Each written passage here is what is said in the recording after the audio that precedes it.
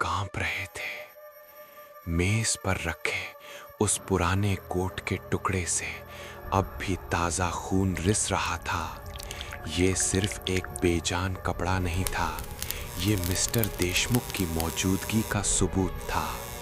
अचानक उसके कमरे की बत्तियां टिमटिमाने लगीं और सन्नाटे को चीरते हुए एक गूंजती हुई आवाज आई, अनुशासन अभी अधूरा है विहान।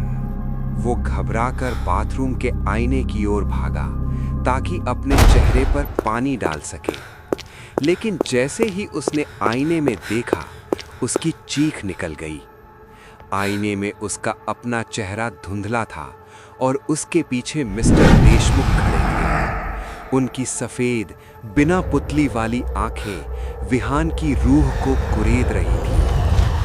विहान पीछे मुड़ा, पर वहां कोई नहीं था।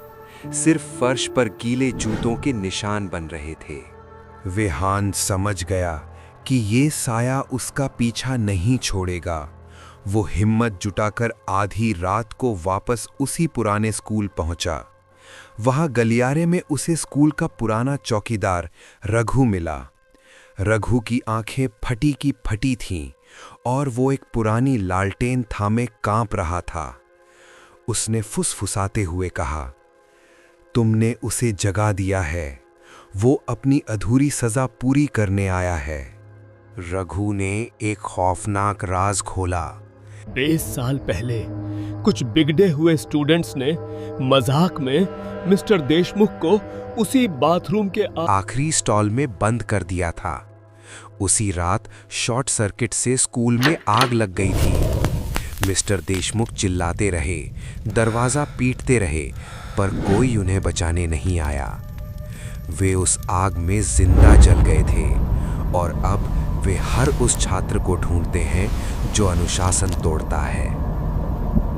अचानक रघु की आवाज उसके गले में ही घुट गई। अंधेरे से 2 सड़े हुए नीले हाथ निकले और रघु का गला पकड़ लिया।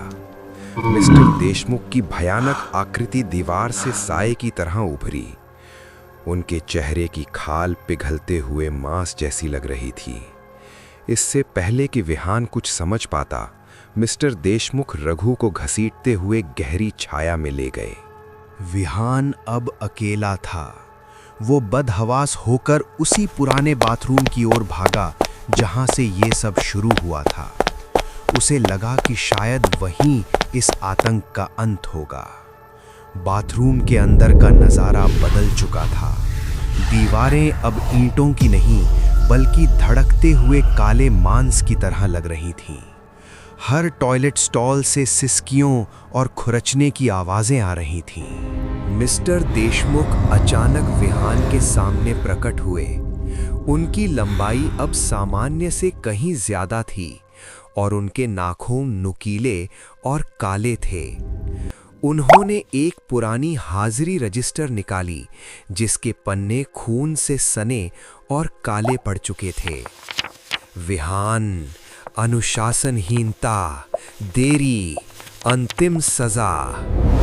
वे एक ऐसी आवाज में बोले जो हजारों कब्रों से एक साथ आ रही हो। मिस्टर देशमुख ने विहान की गर्दन अपनी बर्फीली उंगलियों से जकड़ ली। विहान को महसूस हुआ कि उसकी जान खींची जा रही है। मिस्टर देशमुख के मुंह से सड़ांध भरी ठंडी हवा निकल रही थी। उन्होंने अपना दूसरा हाथ विहान के सीने पर रखा, जैसे वे उसका दिल बाहर निकालने वाले हों। विहान ने अपनी जेब में हाथ डाला, उसे वही कोट का टुकड़ा मिला। विहान ने अपनी पूरी ताकत लगाकर अपनी जेब से एक लाइटर निकाला और उस पुराने कोट के टुकड़े में आग लगा दी। जैसे ही आग की लपटें भड़कीं, मिस्टर देशमुख एक दिल दहला देने वाली चीख के साथ पीछे हटे। वो आग सिर्फ कपड़े में नहीं, बल्कि मिस्टर देशमुख के शरीर में भी बिजली की तरह फैलने लगी। वे धीरे धीरे जलते हुए राख में बदलने लगे। सुबह की पहली किरण के साथ विहान स्कूल से बाहर निकला। उसे लगा कि आतंक खत्म हो गया है, लेकिन जब उसने घर पहुंचकर अपनी कलाई देखी तो वहां मिस्टर देशमुख की उंगलियों के काले जलने के निशान थे। जैसे ही उसने आईने में खुद को देखा, उसकी अपनी आंखें अब मिस्टर देशमुख की तरह पूरी तरह सफेद और बेजान हो चुकी थीं। सजा अभी पूरी नहीं हुई थी।